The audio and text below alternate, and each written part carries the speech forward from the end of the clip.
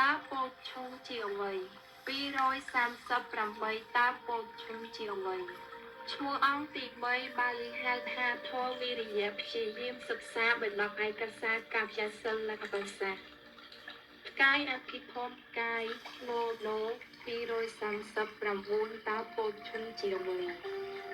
អង្គទី4នៃបេតិកឯកចិត្តអំណោវិសេសហើយទី5ពិតស្ងប់កាយស្ងប់ចិត្តហៅបាសិទ្ធផ្កាយអភិធម្មផ្កាយណូ240តើពោលឈុំជាអ្វី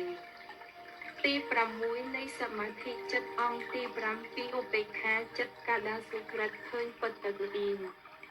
ផ្កាយអភិធម្មផ្កាយណូ KATABONGNO